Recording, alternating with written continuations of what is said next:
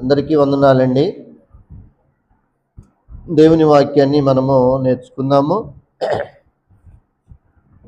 ఈ లోకములో మనము జీవిస్తూ ఉన్నాము.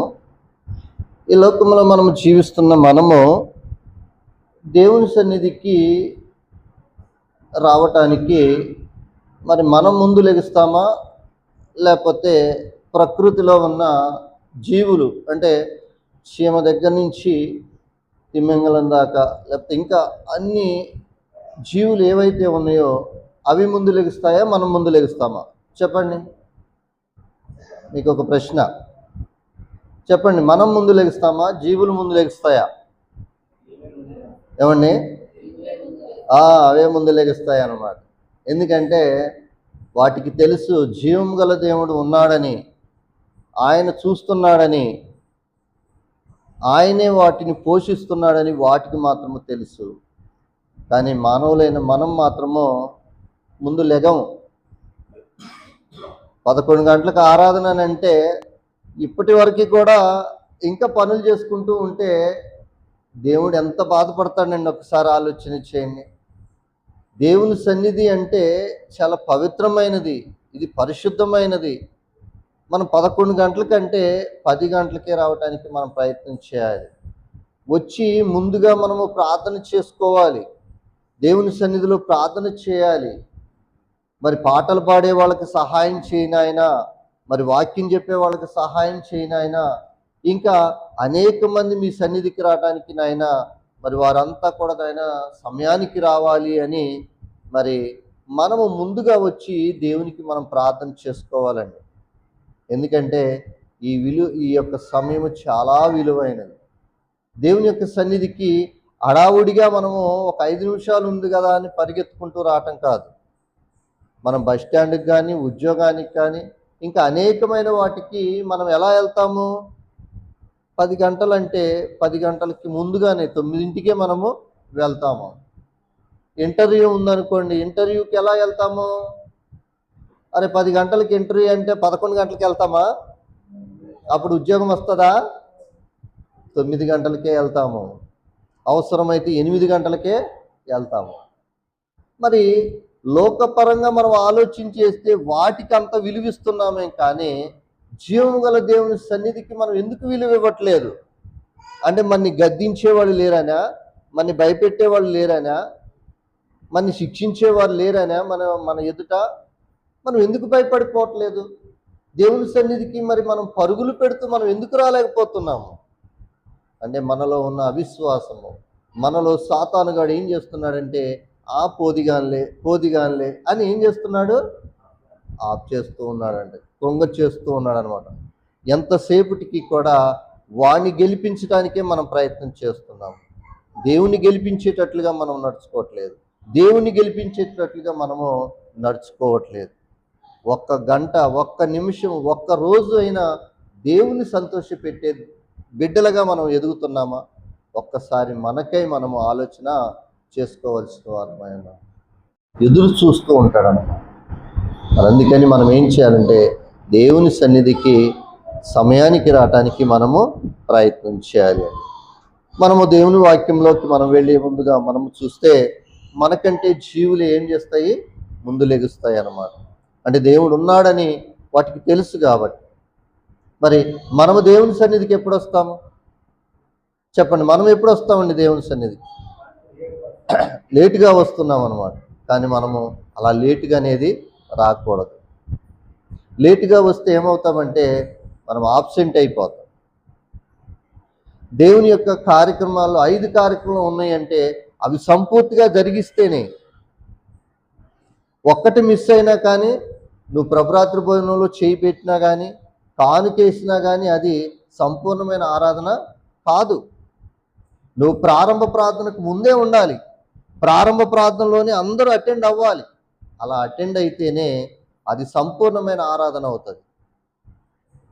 ఏదో పాటలు అయిపోయిన తర్వాత, లేకపోతే వాక్యం చివరిలోనో, లేకపోతే కానుకలు వేసే టైంలోనో, ఏదో ప్రభురాత్రి భోజనంలో పరిగెత్తుకుంటూ వచ్చి దాంట్లో చేయి వేసి ప్రభురాత్రి భోజనం ఏదో 2 ముక్కలు నోట్లు వేసుకొని అమ్మయ్య ఇవాళ ఆరాధనకు వెళ్ళాలే అని మన మనసుతో మనము తృప్తి పడటం కాదు. అది దేవుని సన్నిధి అంటే 5 కార్యక్రమంలో కూడా మనం సంపూర్తిగా చేస్తేనే అది పూర్తిగా సంపూర్ణమైన ఆరాధన అవుతుందన్నమాట. అందుకని దేవుని సన్నిధికి సమయానికి రావడానికి ప్రయత్నం చేయండి. మరి మనము దేవుని గ్రంథానికి మనం వెళ్ళి చూస్తే, మరి ఇక్కడ మనము చూస్తే మనకంటే జీవులు ఏం చేస్తాయి? ముందుగా లెగుస్తాయి అన్నమాట. అంటే జీవులు దేవుడు ఉన్నాడని ఆయనకు భయపడుతూ ఉన్నాయి. మరి మనం మాత్రము దేవునికి భయపడట్లేదు అన్నమాట. మనం దేవుని సన్నిధికి ఎప్పుడు వస్తామయ్య అంటే, కష్టాలు వచ్చినప్పుడు, శ్రమలు వచ్చినప్పుడు, బాధలు వచ్చినప్పుడు ఆయన వైపు చూస్తాము. దేవా నాకు సహాయం చెయ్యయ్యా అని మనం చూస్తాం. కానీ పక్షులు, జీవులు, జీవరాశులు ఇవన్నీ కూడా ప్రతిదినము కూడా ఆయన వైపు తేరి చూస్తూ ఉంటాయి అన్నమాట. మాకు సహాయం చేయి నాయనా, మాకు ఆహారం దయచేయి నాయనా అని అవి మొరపెడతాయి అన్నమాట. కానీ మనమైతే దేవుని వైపు చూడమండి. దేవుని వైపు చూడము. దేవుని సన్నిధికి మనము రాము. ఎప్పుడు వస్తామయ్యా అంటే, కష్టాలు వచ్చినప్పుడు, శ్రమలు వచ్చినప్పుడే ఆ టైంలోనే వచ్చి దేవుని సన్నిధిలో ఆ ఒక్కరోజు భక్తిగా కనపడుతూ ఉంటాము. ఎంతో భక్తి ఉన్నట్టుగా, ఎంతో ఉన్నట్లుగా మనము కనపడుతూ ఉంటాం. కానీ దేవుని సన్నిధి అంటే మనము నిర్లక్ష్యం అనేది చెయ్యకూడదు అని అక్కడ తెలియచేస్తూ ఉన్నాడనమాట. అయితే మనము ఆలోచన చేసినట్లయితే మరి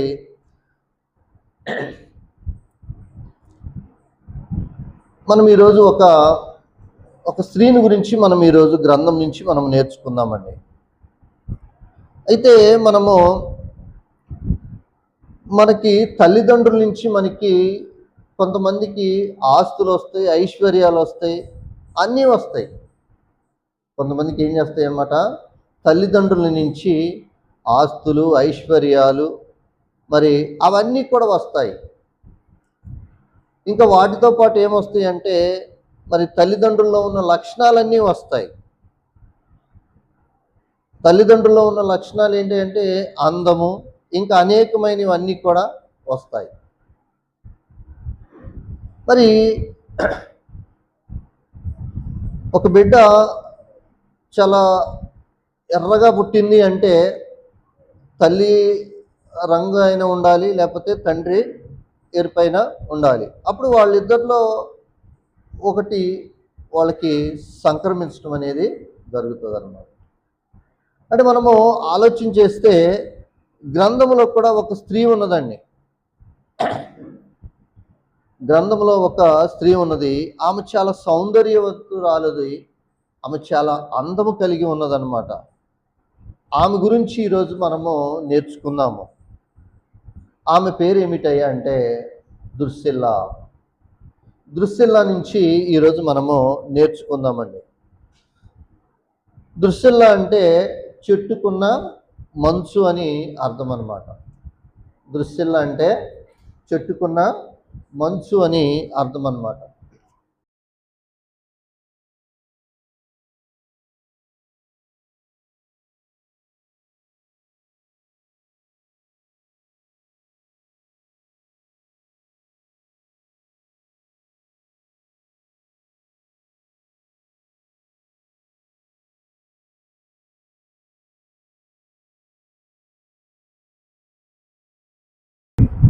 దృశ్యల్లా అంటే చెట్టుకున్న మంచు అని ఇక్కడ గ్రంథకర్త తెలియచేస్తూ ఉన్నాడండి.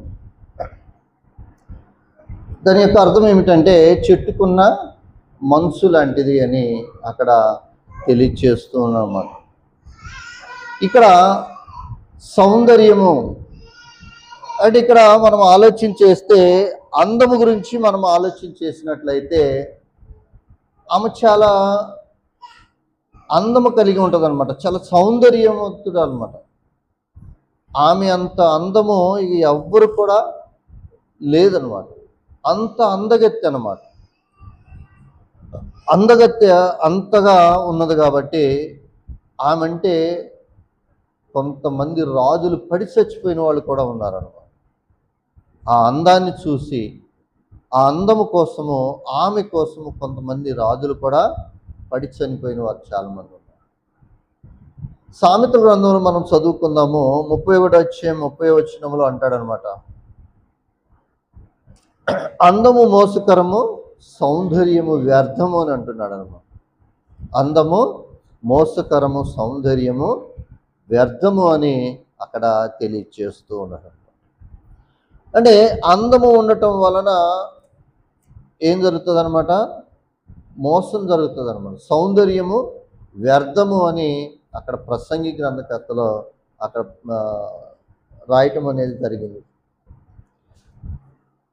మరి మనము చూసినట్లయితే ఈ యొక్క దృశ్యల గురించి మనం ఆలోచించేద్దాము.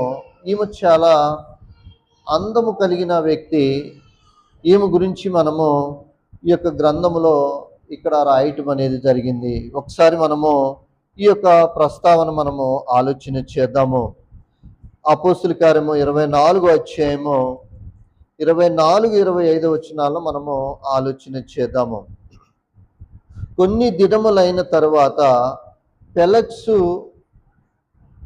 యూదురాలైన ద్రుసిల్ల అను తన భార్యతో కూడా వచ్చి పౌలును పిలిపించి క్రీస్తు యేసునందలి విశ్వాసమును గూర్చి అతడు బోధింపగా వినెను. అంటే ఇక్కడ ఈ యొక్క దృశ్యల తన భర్త ఎవరయ్యా అంటే ఫెలక్సు అన్నమాట.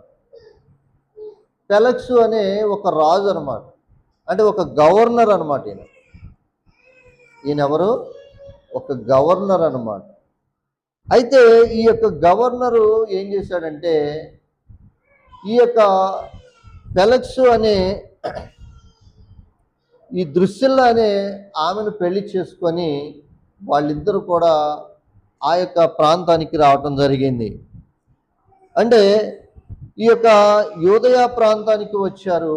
ఈ యొక్క యోదయ ప్రాంతానికి వచ్చినప్పుడు అక్కడ పౌలు గారు ఉన్నారు. పౌలు గారు ఎక్కడున్నారయ్యా అంటే జైల్లో ఉన్నారన్నమాట. పౌలు గారు ఎక్కడున్నారు? జైల్లో ఉన్నారన్నమాట. పౌలు గారు జైల్లో ఉన్నప్పుడు పౌలు గారిని విచారణ చేయటం కోసము ఈ యొక్క ఫెలక్సు అను దృశ్యలా కలిసి రావటం అనేది జరిగిందనమాట. ఆ ప్రాంతానికి వచ్చి వాళ్ళని మరి కలుసుకోవటం జరిగింది. ఇక్కడ మనము చూసినట్లయితే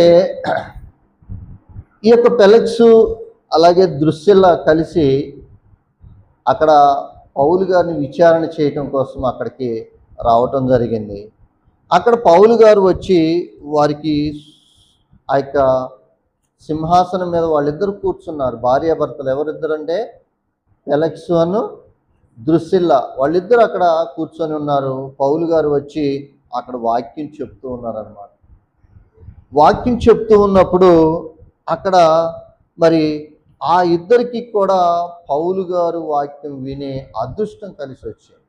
వారిద్దరికి కూడా పౌలు గారు అంతటోడిని అంత విద్వాంసుడి యొక్క వాక్యం వినటానికి వాళ్ళకి అదృష్టం కలిసి వచ్చింది. పౌలు గారి వాక్యం అంటే ఆషామాష కాదు. యేసుక్రీస్తు వారు ఎంత వాక్యము చెప్పారో అంతకి మరి ఈ యొక్క పౌలు గారు కూడా అంత స్థాయిలో మరి పౌలు గారు కూడా వాక్యాన్ని అంత వివరంగా మరి అందించడం అనేది జరిగింది. పౌలు గారి యొక్క వాక్యాన్ని వినటానికి వాళ్ళకి ఆ అదృష్టం అనేది రావటం జరిగిందనమాట. అయితే మనము ఆలోచించేసినట్లయితే 25వ వచనంలో చూస్తే ఇక్కడ అంటున్నాడు అనమాట. అప్పుడు అతడు నీతిని గూర్చియు ఆశా నిగ్రహమును గూర్చియు రాబో విమర్శను గూర్చి ప్రసంగించుచుండగా ఫెలిక్సు మిగుల భయపడి ఇప్పటికి వెళ్ళము, నాకు సమయమైన నిన్ను పిలువనంపుతునని చెప్పాను. అంటే ఇక్కడ మనం ఆలోచించేస్తే ఇక్కడ ఏం చేస్తున్నారయ్యా అంటే పౌలు గారు వచ్చి నీతిని గురించి చెప్తున్నాడు, ఆశా నిగ్రహం గురించి చెప్తున్నాడు, అలాగే రాబోయే విమర్శల గురించి చెప్తూ ఉన్నారు అన్నమాట.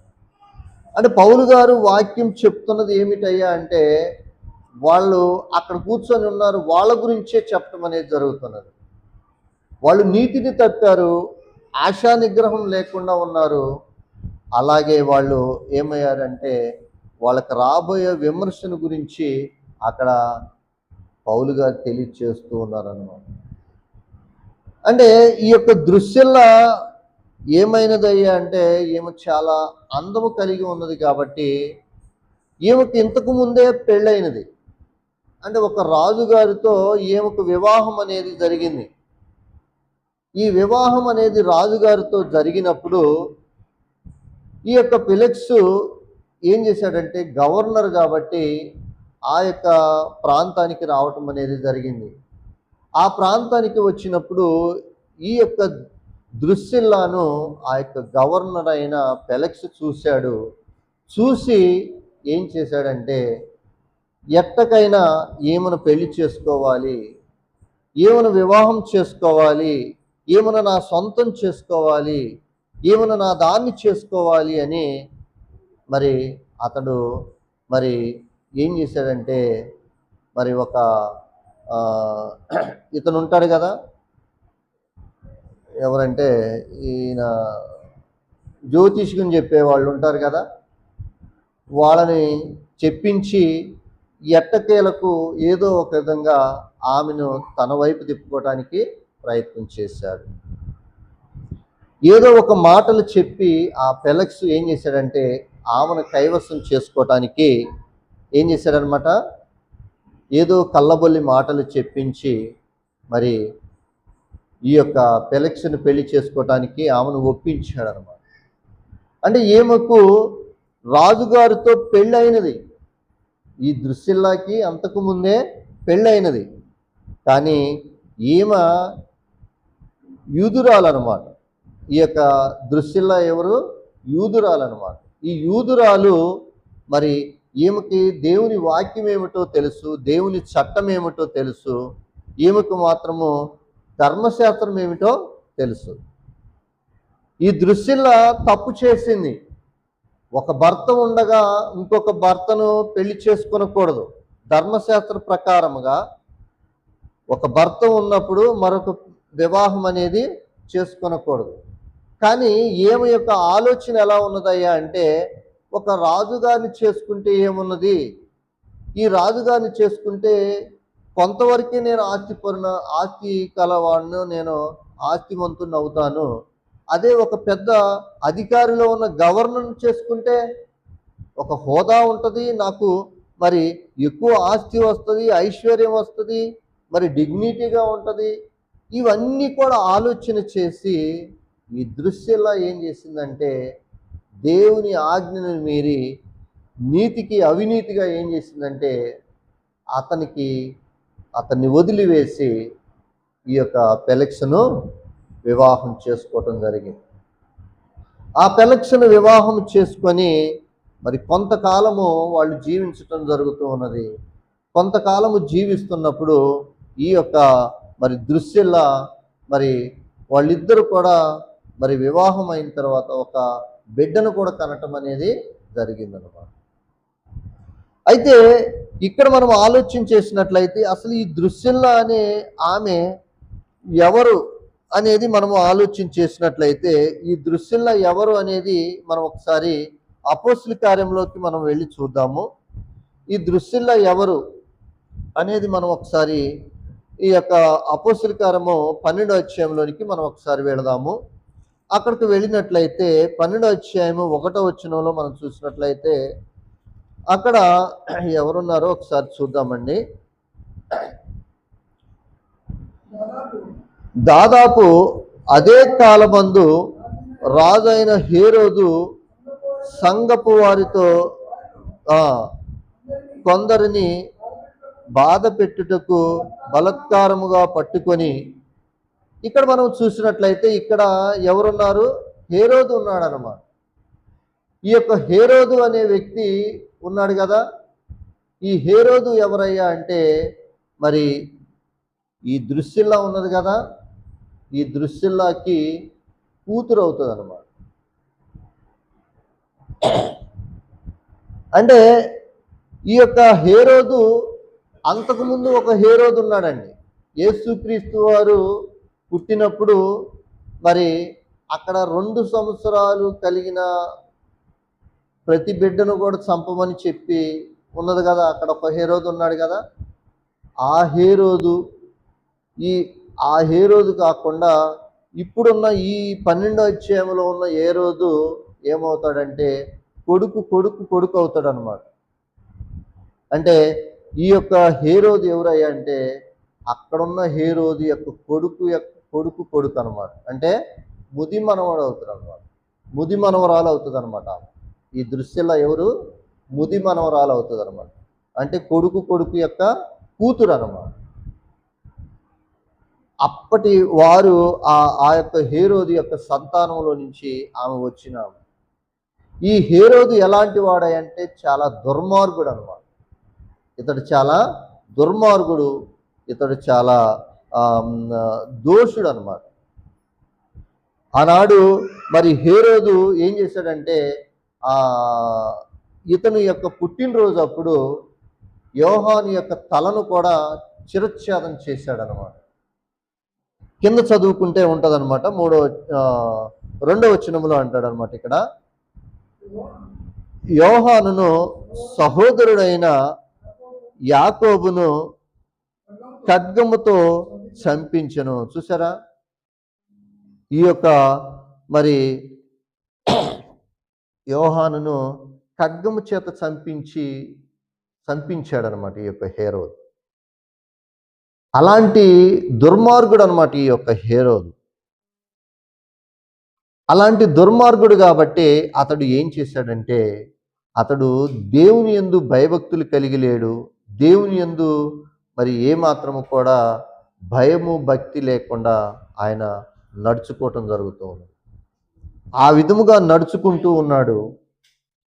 ఒకానొక టైంలో మరి ఇతనికి మరి పుట్టినరోజు వచ్చింది. పుట్టినరోజు వచ్చినప్పుడు ఆ యొక్క సభలో ఉన్నప్పుడు ఏం చేస్తున్నాడో ఒకసారి 12వ అధ్యాయం 21వ వచనంలో మనం చూసినట్లయితే అక్కడున్న వారంతా కూడా ఏం చేస్తున్నారో ఒకసారి చూద్దాము. నియమింపబడిన దినమందు హేరోదు రాజవస్త్రములు ధరించుకొని న్యాయపీఠం మీద కూర్చొని వారి ఎదుట ఉపన్యాసము చేయుచుండగా, అంటే ఆయన పుట్టినరోజు ఏం చేస్తున్నాడంటే న్యాయపీఠం మీద కూర్చున్నాడు. రాజవస్త్రాలు ధరించుకొని ఆయన కూర్చొని ఉపన్యాసం చేస్తూ ఉంటే ప్రజలందరూ కూడా ఆయనకి ఏం చేస్తున్నారు, జైలు కొడుతూ ఉన్నారనమాట. ఆయన్ని మరి ఉప్పొంగు చేస్తూ ఉన్నారనమాట. ప్రజలందరూ కూడా ఆయన్ని ఉప్పొంగు చేస్తూ ఉన్నారనమాట. అంటే పొగడ్తలు చేస్తూ ఉన్నారనమాట. అలా పొగడ్తలు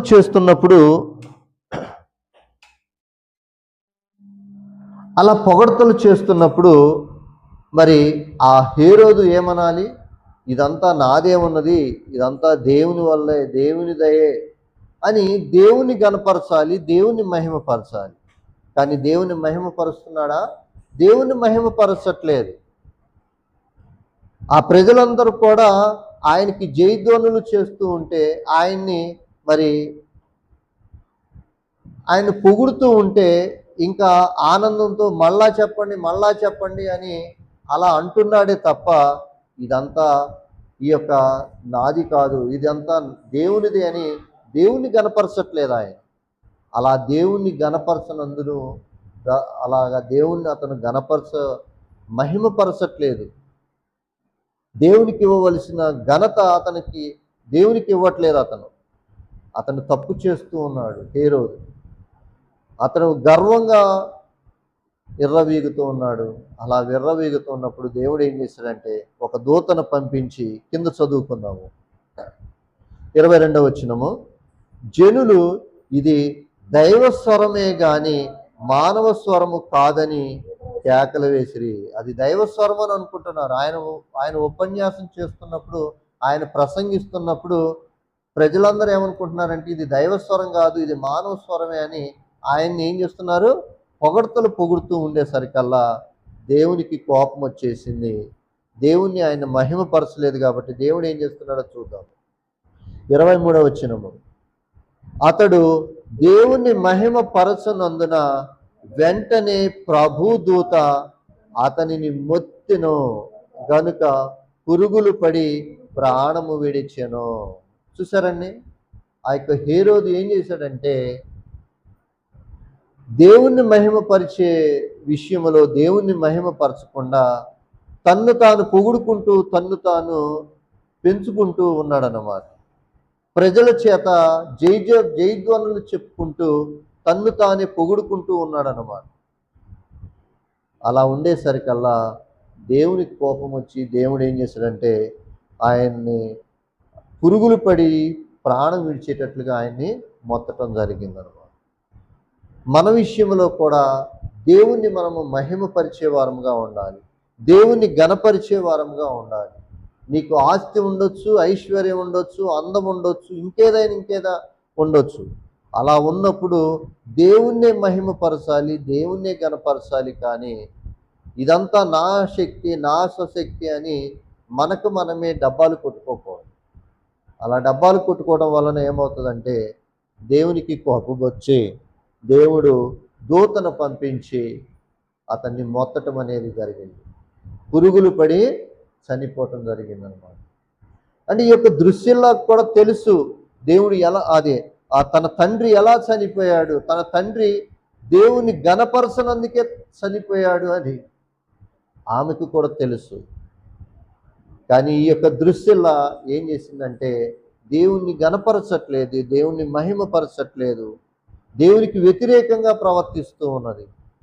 నాకు అందం ఉన్నది కదా, నేను ఏదైనా చేస్తాను, నేను ఏదైనా చేయగలుగును అనే అహంకారముతో విర్రవీగుతూ ఏం చేసిందంటే ధర్మశాస్త్రము తెలిసినప్పటికీ కూడా, ధర్మశాస్త్రం యొక్క విధులు తెలుసు ఆమెకి, భర్త బ్రతికుండగా ఇంకొక వివాహం చేసుకోకూడదు అని కూడా ఆమెకి తెలుసు.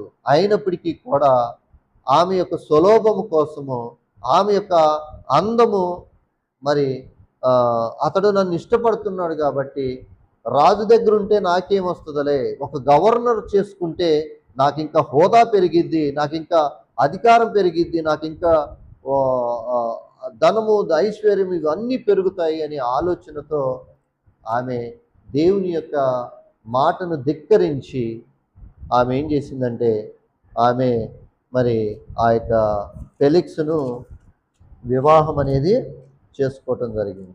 ఆ ఫెలిక్స్ను వివాహం చేసుకున్న తర్వాత దేవుడు ఆమెను గద్దించడం అనేది జరిగింది. ఆమెను గద్దించినప్పుడు ఆమె ఏమాత్రము కూడా దేవునికి భయపడలేదన్నమాట. ఆమె ఇష్టం వచ్చినట్లుగా ఆమె చెలరేగిపోవటం అనేది జరుగుతూ ఉన్నది. ఈ యొక్క హేరోదుకి 3 కుమార్తెలు ఉన్నారనమాట. ఈ హేరోదుకి ఎంతమంది ఉన్నారు? 3 కుమార్తెలు ఉన్నారన్నమాట. పెద్ద కుమార్తె పేరు బెర్నికే అనమాట. పెద్ద కుమార్తె పేరు బెర్నికే. రెండో ఆమె మ్యారియో అని అనమాట. మూడో ఆమె ద్రుస్సిల్లా అనమాట. వీళ్ళు 3 కూతుర్లు ఆ యొక్క హేరోదుకి ఉండటం జరిగింది. బెర్నికేకేమో 7 సంవత్సరాలప్పుడు, ఈ యొక్క మ్యారియోనికేమో 5 సంవత్సరాలు, ఈ ద్రుస్సిల్లాకు మాత్రము 4 సంవత్సరాలు అనమాట. ఈ విధంగా వాళ్ళు ఉన్నప్పుడు 14 సంవత్సరాలకే ఈ యొక్క ద్రుస్సిల్లాకు వివాహం అనేది జరిగిందనమాట. ఈ ద్రుస్సిల్లాకు వివాహం జరిగినప్పుడు, ఒక రాజుతో వివాహం జరిగినప్పుడు ఆమె ఏం చేసిందంటే ఈ రాజు కాడికి ఇంకా గవర్నర్ చేసుకుంటే నాకు హోదా పెరిగిద్ది, నాకు ఇంకా పరపతి, ఇంకా హోదా, అన్నీ కూడా ఆస్తులు ఐశ్వర్యాలు అన్నీ పెరుగుతాయని ఆమె ఏం చేసిందంటే అతన్ని విడిచి మరొక అతన్ని పెళ్లి చేసుకోవటం అనేది జరిగిందనమాట. అలా పెళ్లి చేసుకోవటం వలన దేవుడు ఆమెను గద్దించటం అనేది జరిగిందనమాట. అప్పుడు ఆమె ఏమైందంటే తనకి శాపం అనేది వచ్చిందన్నమాట. ఆ యొక్క ఆమెతో ఏమొచ్చింది? ఆమెకు శాపం అనేది రావటం జరిగిందనమాట. నీతిని విడిచిపెట్టింది. నీతిని విడిచి ఆశా నిగ్రహం అనేది లేదు ఆమెలో. నీతిగా పెళ్లి చేసుకున్నారు వాళ్ళు, నీతిగా పెళ్లి చేసుకోలేదు, దేవునికి వ్యతిరేకంగా పెళ్లి చేసుకుందనమాట. ఆ ఫెలిక్స్ను గవర్నర్ అయితే ఇంకా నా హోదా ఉంటుంది, నాకు పరపతి పెరిగిద్ది అని ఆమె ఏం చేసిందంటే ఆ ఫెలిక్స్ను పెళ్లి చేసుకున్నాడు. 14 సంవత్సరాలకే రాజుని పెళ్లి చేసుకొని సంవత్సరం తిరగక ముందే ఆ ఫెలిక్స్ వచ్చాడు. ఆమెకు ఏమి మాటలు చెప్పాడో ఆమెను వలలో వేసుకున్నాడు, ఆమెను కైవసం చేసుకున్నాడు. మరి వాళ్ళిద్దరూ కూడా ఒకటైపోయారనమాట. ఒకటైపోయి మరి ఆ ఫెలిక్స్ని పెళ్లి చేసుకొని మరి ఆ యొక్క సింహాసనం మీద కూర్చొని ఉన్నారన్నమాట. అప్పుడు ఈ విధంగా జరుగుతూ ఉన్నదనమాట. అందుకనే మరి అపోస్తుల కార్యం 24వ అధ్యాయం 24వ వచనంలో మరొకసారి మనం చదువుకుందాము. అక్కడికి వచ్చి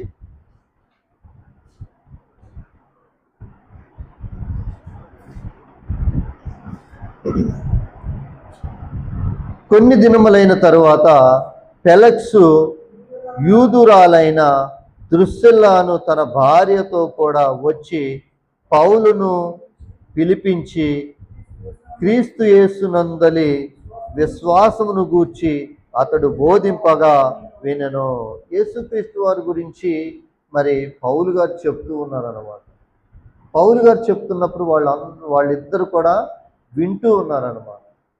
వింటూ ఉన్నప్పుడు ఇంకా ఏం జరుగుతున్నదంటే, అప్పుడు అతడు నీతిని గూర్చియు ఆశా నిగ్రహమును గూర్చియు రాబో విమర్శను గూర్చి ప్రసంగించుచుండగా, అంటే నీతిని గురించి చెప్తూ ఉన్నారు. వాళ్ళు నీతిగా ఉన్నారా, నీతిని తప్పారా? వాళ్ళు ఏమన్నా నీతిగా ఉన్నారా, నీతిని తప్పారా? వాళ్ళు నీతిగా లేరు, నీతిని తప్పారు వాళ్ళు. ఆ ఫెలిక్సు ఆ యొక్క దృశ్యంలో ఏం చేశారు? నీతిని తప్పారన్నమాట. ధర్మశాస్త్రాన్ని మీరారు వాళ్ళు. ఆ ఫెలిక్సు ఆ యొక్క దృశ్యంలో ఏం చేసిందంటే, దృశ్యంలాకి తెలుసు ధర్మశాస్త్రం యొక్క రూల్స్ ఏంటో తెలుసు, ధర్మశాస్త్రం యొక్క నిబంధన ఏమిటో తెలుసు, ధర్మశాస్త్రంలో ఉన్న ఆజ్ఞలు ఏంటో ఆమెకు తెలుసు.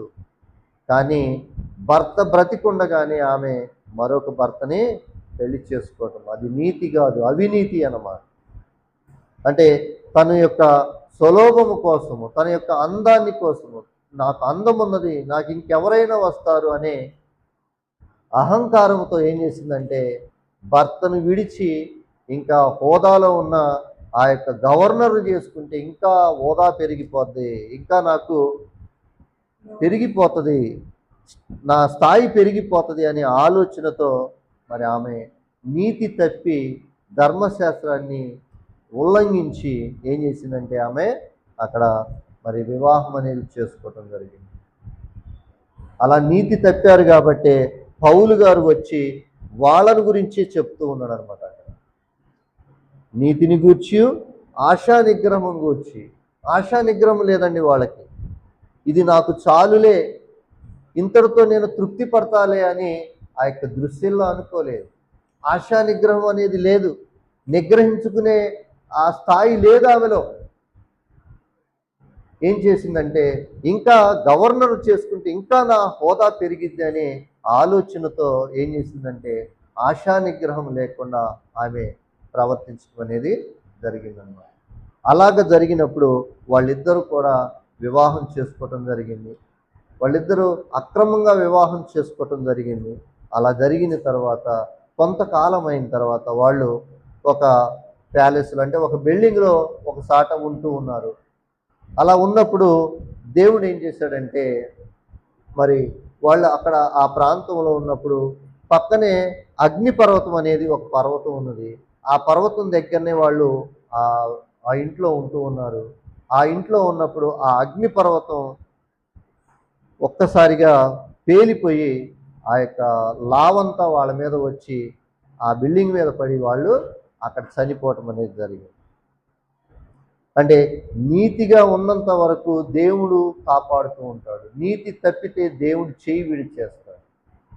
ఆమె అందాన్ని చూసుకుంది, ఆమె సౌందర్యాన్ని చూసుకుంది, హోదా చూసుకుంది. ఎంతసేపటికి నేను ఆ యొక్క గవర్నర్ చేసుకుంటే నేను నా స్టేజీ పెరిగిపోద్ది, నా లెవెల్ పెరిగిపోద్ది అని ఆలోచనతో ఏం చేసిందంటే, ఆమె తన భర్తను విడిచి అతన్ని పెళ్లి చేసుకోవటం జరిగింది. అది అక్రమంగా, దేవునికి వ్యతిరేకంగా, దేవుణ్ణి ధిక్కరించి, దేవుణ్ణి మరి కాదనుకొని ఆమె ఆ విధంగా చేయటం వలన ఆమె కుమారుడు మరణించడం అనేది జరిగింది అనమాట. అంటే వాళ్ళు నీతిగా ఉన్నారా, నీతిలో ఉన్నారా అనేది వాళ్ళు ఆలోచన చేయలేదు. నీతి తప్పారు. నీతి తప్పి వాళ్ళు ఏం చేశారంటే ఆ విధంగా దారి తప్పిపోయారు కాబట్టి వాళ్ళు పాడైపోయారని. అందుకనే మనం ఏమై ఉండాలి అంటే నీతిని విడవకూడదు. నీతిగా ఉండటానికే మనము ప్రయత్నం చేయాలి అన్నమాట. మనం ఒకసారి ఆలోచన చేసినట్లయితే దృశ్యంలా అంటే మనం ఏం నేర్చుకున్నాము అంటే ఆమె దానికి అర్థం ఏమి మనం నేర్చుకున్నాము అంటే మనం ఒకసారి ఆలోచన చేస్తే చుట్టుకున్న మంచు అనేది మనము నేర్చుకున్నాం అన్నమాట. ఇది ఓషియా గ్రంథంలో ఒకసారి మనం వెళ్ళి చూద్దాము. 14వ అధ్యాయం 5వ వచనంలో ఒకసారి చూద్దామండి. 14వ అధ్యాయం 5వ వచనాన్ని మనం చదువుకుందామండి. చెట్టుకున్న మంచు ఉండునట్లు నేను అతన్ని పొందును. చూసారా, చెట్టుకున్న మంచు ఎలాగైతే ఉంటుందో, మన ఉదయాన్నే లేవగానే చెట్టుకు మంచు ఎలా అతుక్కొని ఉంటుందో అలాగనే దేవుడు కూడా అలా అతుక్కొని ఉంటాడండి. మనని అతుక్కొని ఉంటాడు దేవుడు. చెట్టుకి ఎలాగైతే మంచు అతుక్కొని ఉంటుందో అలా అతుక్కొని ఉంటాడనమాట దేవుడు. మనం ఆనాడు ఇశ్రాయేలు ప్రజలకు కూడా దేవుడు అలా హత్తుకొని ఉన్నాడు. మరి ఈ యొక్క దృశ్యంలోకి కూడా దేవుడు హత్తుకొనే ఉన్నాడు. కానీ ఆమె దేవుడు హత్తుకొని ఉన్నా కానీ ఏం చేసిందంటే ఆమె స్వలోభము కోసము నాకు అందం ఉన్నది, నేను ఏమైనా చేయొచ్చు అని, నా హోదా పెరిగిపోతుంది కదా అని ఆమె ఏం చేసిందంటే భర్త బ్రతికుండగానే ఆమె ధర్మశాస్త్రాన్ని మీరి, ధర్మశాస్త్రం యొక్క ఆజ్ఞని మీరి ఆమె ఏం చేసిందంటే తప్పు చేయటం వలన ఆమె ఏమైపోయింది, మరణం వచ్చేసింది అనమాట ఆమె. అందుకని మనము ఏమై ఉండాలి అంటే దేవుడు హృదయాన్నే చూస్తాడు. హృదయ అలంకారణే మనకు ఉండాలి, కానీ పై అలంకరణ అనేది మనకి అవసరం లేదు. నీ హృదయం ఎలా ఉన్నది అనేది దేవుడు చూస్తాడు. నీ హృదయంలో ఎంత కల్మషం ఉన్నది, నీ హృదయంలో ఎంత దేవునికి చోటు ఇచ్చావు అనేది దేవుడు హృదయాన్నే చూస్తాడు, కానీ పై అలంకరణ కాదండి. నీవు అందంగా ఉన్నావా, నువ్వు ఎర్రగా ఉన్నావా, నల్లగా ఉన్నావా అనేది దేవుడు చూడడు. కొంతమంది చూడండి, కొంతమంది చూడటానికి అసహ్యంగా ఉన్నప్పటికీ కూడా వాళ్ళు చాలా దేవునికి దగ్గరగా జీవిస్తారు. వాళ్ళు దేవునికి ఎలా ఉంటారు, దేవునికి దగ్గరగా జీవిస్తారు. కొంతమంది చాలా అందంగా కనపడుతూ ఉంటారు. వాళ్ళను చూసి మనం ఏమనుకుంటామంటే చాలా భక్తిపరురాలు అని మనం అనుకుంటాము. కానీ వాళ్ళ హృదయం అంతా కూడా ఏమి నిండి ఉంటుంది, పాపమే ఉంటుంది. వాళ్ళ హృదయం అంతా మరి దోషారోపణే ఉంటుంది అన్నమాట. అందుకని దేవుడు పై రూపాన్ని కాదండి, హృదయ అంతరంగాన్ని మరి దేవుడు చూస్తాడనమాట. హృదయ సౌందర్యం అనేది మనకి కావాలి అని దేవుడు కోరుకుంటూ ఉన్నాడు. పేతురు రాసిన మొదటి పత్రికలోనికి వెళ్దాము. ఒకసారి పేతురు రాసిన మొదటి పత్రికలోనికి మనం వెళ్ళి చూద్దాము. హృదయ సౌందర్యం అనేది మనకి కావాలండి, అంతేకాని పై మెరుగులు కాదు మనకి కావాల్సింది అని అక్కడ తెలియజేస్తూ ఉన్నాడు. పేతురు రాసిన మొదటి పత్రిక ఒకసారి మనం వెళ్దామండి. 3వ అధ్యాయము 3-4 వచనాలు మనం చదువుకుందాం. జడలు అల్లుకొనుటయు, బంగారు నగలు పెట్టుకొనుటయు, వస్త్రములు ధరించుకొనుటయు, వెలుపటి అలంకారము మీకు అలంకారముగా ఉండక. చూసారా, మనకి అలంకారంగా ఉండక సాధువైనటియు మృదువైనటియు గుణమును అక్షయాలంకారము గాక హృదయ అంతరంగ స్వభావము మీకు అలంకారముగా ఉండవలెను. అది దేవుని దృష్టికి మిగుల విలువగలది అని అంటున్నాడు అన్నమాట. అదండి మనకు హృదయాలంకరణ అనేది కావాలి, పై సౌందర్యము కాదు. ఈ యొక్క దృశ్యంలో పై సౌందర్యమే ఉన్నది, కానీ హృదయాలంకరణ మాత్రం ఆమెలో లేదు. హృదయాలంకరణ ఆమె దేవునికి దూరంగా ఉన్నది. దేవుని ధర్మశాస్త్రాన్ని, దేవుని ఆజ్ఞలను మీరి భర్త బ్రతికుండగా మరొక భర్తను పెళ్లి చేసుకొని, నేను ఇంకా మరి ఆ యొక్క గవర్నర్ను చేసుకుంటే నా హోదా పెరిగింది కదా అని ఆమె ఏం చేసింది, పై పై డాబు చూసుకుందే తప్ప హృదయములో దేవుని వాక్యము లేదు. హృదయ అలంకరణ అనేది ఆమెలో లేదన్నమాట. మనము పై అలంకరణ కాదండి, దేవుడు పై అలంకరణ చూడడు. నువ్వు విలువగల చీర కట్టుకొచ్చావా, విలువగల వస్త్రాలను ధరించుకున్నావా, నీ చెవులకి ముక్కులకి ఇవి పెట్టుకున్నావా అని ఇవి చూడడు దేవుడు. నీ హృదయం ఎలా ఉన్నది, నీ హృదయం దేవునికి ఎంత దగ్గరగా ఉన్నది అనేది దేవుడు చూస్తాడు. హృదయ అలంకరణ అనేది మనకి కావాలే తప్ప పై అలంకరణ అనేది మనకి అవసరము లేదు అని అక్కడ తెలియచేస్తూ ఉన్నాడు అన్నమాట. మరి తిమోతికి రాసిన పత్రికలోనికి వెళ్దాము. మొదటి తిమోతికి రాసిన పత్రిక 2వ అధ్యాయము మనము చూద్దామండి. తిమోతికి రాసిన మొదటి పత్రిక 2వ అధ్యాయము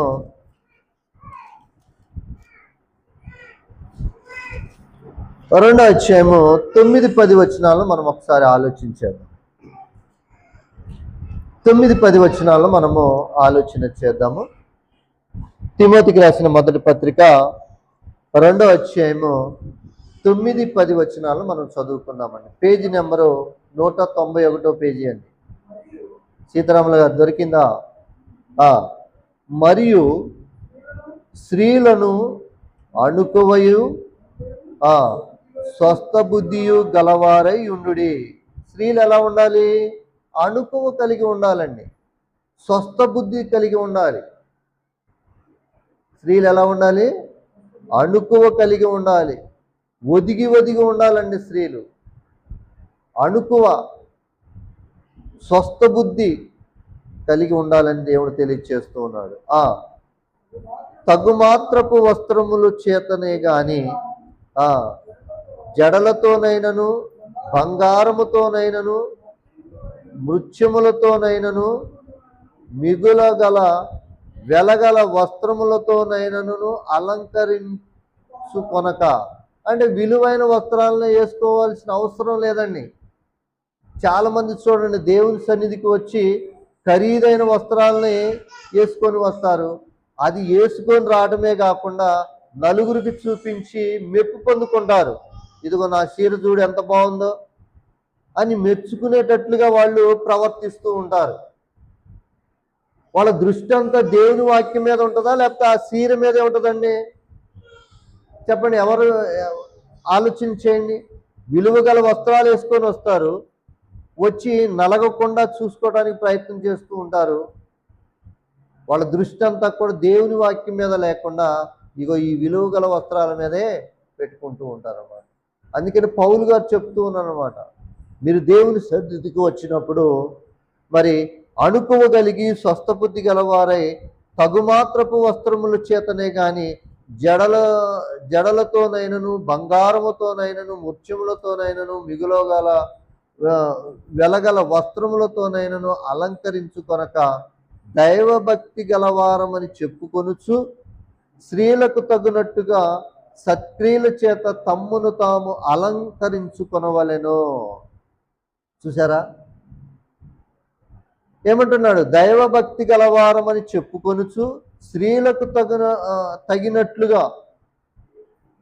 అంటే సత్క్రియలు, మనలో ఆ క్రియలు అనేవి కనపడుతూ ఉండాలి. తగ్గించుకునే స్వభావంతో మనము కనపడుతూ ఉండాలి. సత్క్రియల చేత తమ్మును తాము అలంకరించుకొనవలెను అని అంటున్నాడు. తమ్మును తాము ఎలా చేసుకోవాలి? అలంకరించుకోవాలి. అంతేకాని పై రూపం కాదండి దేవుడు కోరుకునేది. మనము హృదయ అలంకరణ అనేది ఉండాలి. మనం హృదయములో దేవునికి చోటు ఇవ్వాలి. ఒక పురుషుడే కాదు, స్త్రీయే కాదండి, హృదయ సౌందర్యం అనేది ఉండాలి మనలో. బయట సౌందర్యము దేవుడు మెచ్చడు. బయట సౌందర్యాన్నే చూసుకోవడం కాదు. ఈ దేహము ఒకానొక దినములో ఇది కుళ్ళు పట్టి ఇది లోకములో కలిసిపోయేదే, భూమిలో కలిసిపోయేదే. శాశ్వతకాలము దేవుని యొక్క సన్నిధిలో ఉండేది మన యొక్క హృదయమే. ఇది పవిత్రంగా ఉండటానికి ప్రయత్నం చేయాలి. ఇది పవిత్రంగా ఉండటానికి మనం చూసుకోవాలి. ఈ దేహానికి మనము సమయాన్ని ఇవ్వటం కాదు, ఈ దేహాన్ని పోషించుకోవటం కాదు, ఈ దేహాన్ని మనము 4-5 సార్లు దీన్ని శుభ్రం చేసుకొని దీన్ని శుద్ధి చేసుకోవటం కాదు. మన హృదయాన్ని శుద్ధి చేసుకోవాలి. మన హృదయములో కల్మషము లేకుండా ఉండాలి. మన హృదయములో దేవుని వాక్యం ఎంతవరకు ఉన్నది, మనము దేవుని సన్నిధికి వెళ్తున్నాము, ఎంత నేర్చుకుంటున్నాము, ఎంతగా దేవునికి ఒదిగి ఉంటున్నాము, ఎంతగా భక్తి ఉంటున్నాము అనేది దేవునికి మాత్రమే మనం కనపడేటట్లుగా కనపడాలి. అంతేకాని హృదయములో కల్మషము పెట్టుకొని, హృదయములో తప్పు పెట్టుకొని, హృదయములో పాపము పెట్టుకొని నేను దేవుని సన్నిధికి వెళ్తున్నాను, నేను భక్తిగా కనపడుతున్నాను అని పై మెరుగులు కాదు కావాల్సింది.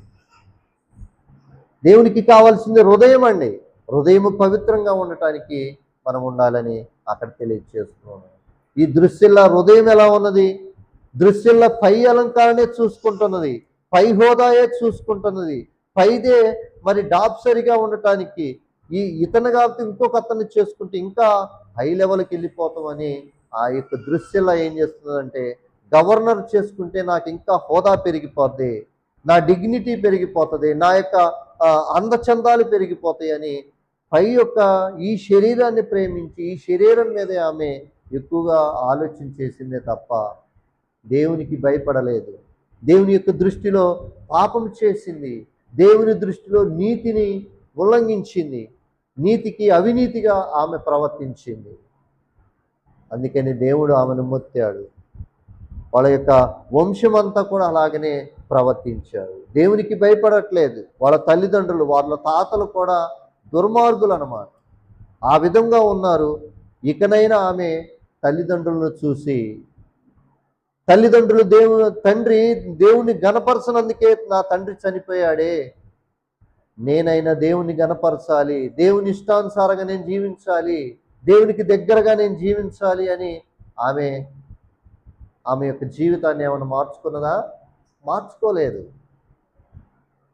నాకు అందం ఉన్నది, నాకు ఐశ్వర్యం ఉన్నది, నేను ఒక ఇతను చేసుకుంటే నేను గవర్నర్ చేసుకుంటే నా హోదా పెరిగిపోయిందని ఈ శారీరకమైన ఆలోచనతోనే ఈమె ఉన్నదే తప్ప దేవునికి చాలా దూరంగా ఉన్నదనమాట. దేవునికి చాలా దూరంగా ఉండి ఆమె చివరికి ఏమైపోయింది? అగ్నిపర్వతం పగిలిపోయి ఆమె చివరికి మరణించడం జరిగిందనమాట. అదే దేవుళ్ళు భక్తిగా ఉన్నట్లయితే, అదే దేవుల్లో ఉన్నట్లయితే, దేవునికి దగ్గరగా ఉన్నట్లయితే, దేవుడు నాకు ఇచ్చింది ఇది చాలే అని తృప్తిపడి జీవించినట్లయితే ఆమె మనసు మారేదే, ఆమె దేవునికి దగ్గర అయ్యేదే, రక్షణ పొందేదే, ఆ పరలోక పట్టణానికి చేరుకునేది. మనము కూడా అంతే. దేవుని సన్నిధికి వస్తున్నాము అంటే ఈ యొక్క శారీరకం మీద, శరీరం మీద మనసు పెట్టడం కాదు, మన ఆత్మల మీద మనసు పెట్టాలి. మన ఆత్మ ఎలా ఉన్నది? మన ఆత్మ దేవునికి ఎంత దగ్గర అవుతున్నది? మరి మనము మరణించిన తర్వాత మనం ఎక్కడికి వెళ్ళిపోతాము? ఈ భూమి మీద 30-40 సంవత్సరాలు ఇది లెక్క కాదు. మనం మరణించిన తర్వాత మనకి ప్రారంభం అవుతుంది అనమాట. మన జీవితం ఏమిటో మనకు ప్రారంభం అవుతుంది. నువ్వు ఎంత భక్తి జీవితంలో నువ్వు కొనసాగుతున్నావు, నువ్వు ఎంత భక్తిగా దేవునికి దగ్గరగా ఉంటున్నావు అనేది దేవుడు చూస్తాడు అనమాట. అందుకని మనం ఏమై ఉండాలి అంటే, మనము దేవుని సన్నిధికి వస్తున్నాము అంటే మన ఆయుష్ అనేది తగ్గిపోతూ ఉన్నది, మనం మరణానికి దగ్గర అవుతూ ఉన్నాము.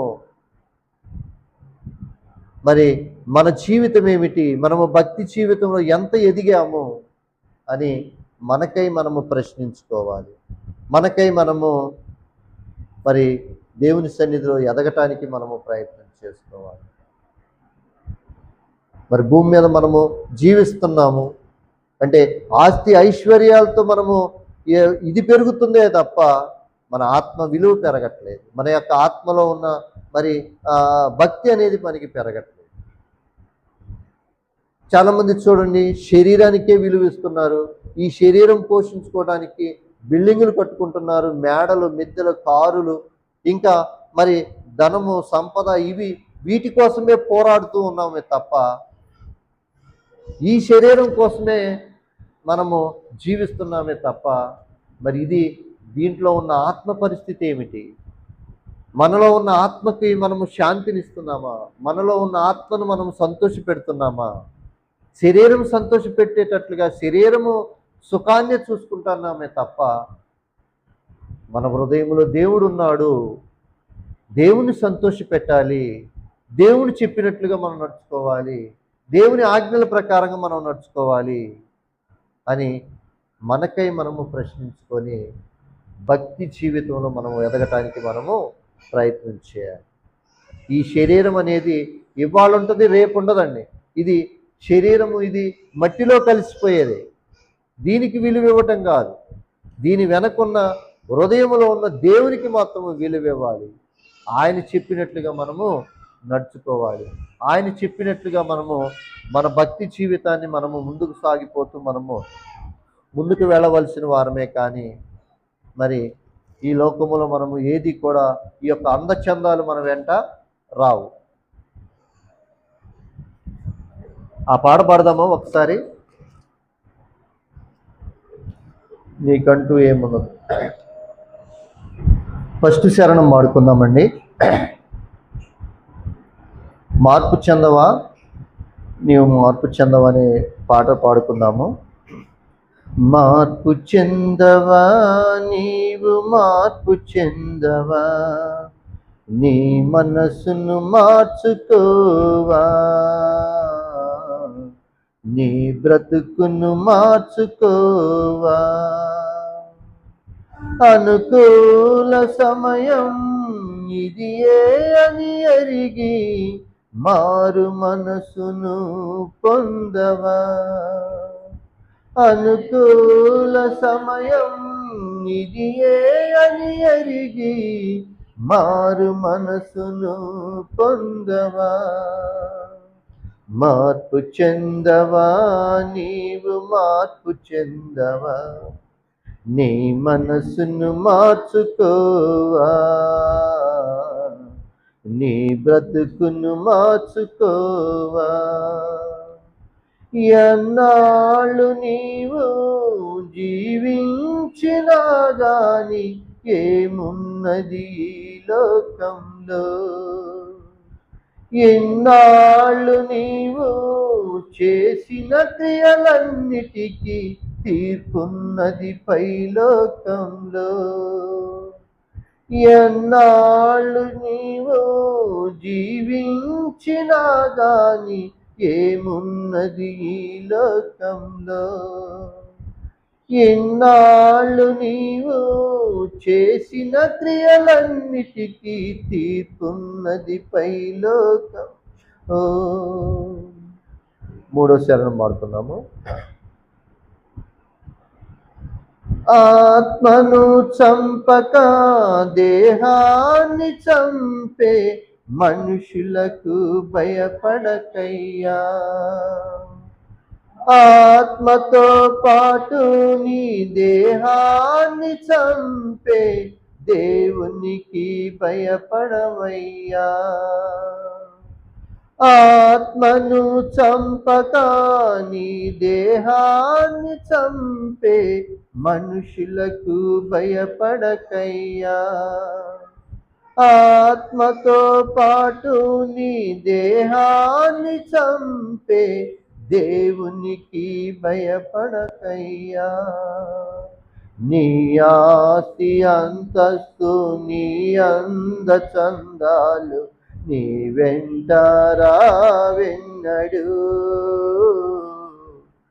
నీ ఆస్తి అంతస్తు నీ అంద చందాలు నీ వెంట రావెన్నడు, నీ వెంట రావెన్నడు. మార్పు చెందవా నీవు మార్పు చెందవా, నీ మనసును మార్చుకోవా, నీ బ్రతుకును మార్చుకోవా. చాలండి. ఇక్కడ దృశ్యంలో లోకపరంగానే చూసింది. ఆస్తులు అంతస్తులు ఏమన్నా ఆమె వెంట వచ్చాయా? ఏమీ రాలేదు. చివరికి ఆమె ఆ యొక్క అగ్ని పర్వతం పగిలి చనిపోయింది. ఆస్తి అంతస్తులు ఏమన్నా అందం ఏమన్నా ఆమె వెంట వచ్చిందా? ఏమీ రాలేదు.